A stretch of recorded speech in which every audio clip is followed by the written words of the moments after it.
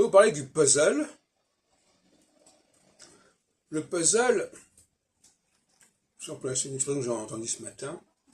Le puzzle, c'est d'avoir affaire à une diversité de documents, d'éléments, et de devoir les agencer d'une certaine façon pour que ça donne une certaine forme.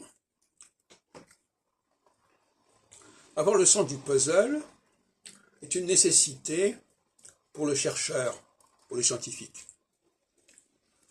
Parce que ce qui s'oppose au puzzle, c'est le livre. Le livre, c'est le puzzle qui est déjà formé, qui est déjà formaté.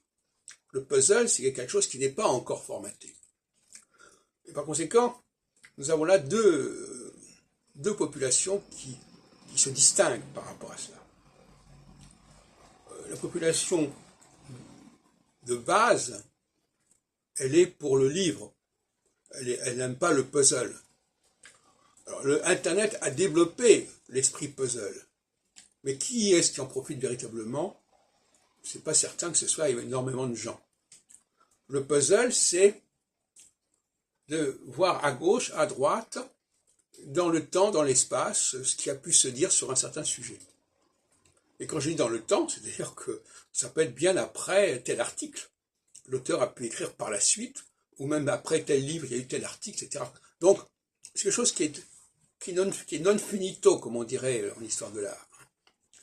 Et beaucoup de gens, ça les gêne cette histoire de puzzle, parce que ils disent, oui, mais alors c'est quelque chose qui n'est pas terminé, on ne sait pas exactement quelle est la solution finale, quel est le stade final, quel est l'aboutissement.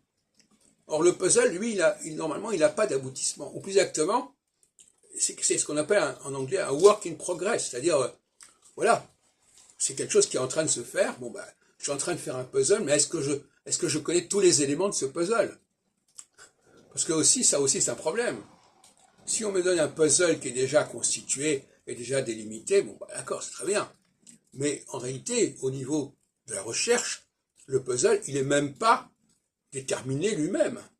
C'est à vous de le constituer, alors de le découvrir, de le mettre de rassembler les éléments et d'en faire quelque chose. Donc, c'est ce que j'appelle donner l'importance au récepteur. Ce que j'appelle le sous-créateur. C'est-à-dire qu'il faut des gens qui regardent un peu à gauche, à droite, ce que certains créateurs ont fait, certains chercheurs ont fait, et qu'ils fassent un recueil de tout cela, qui rassemblent tout cela à leur façon, d'une façon créative.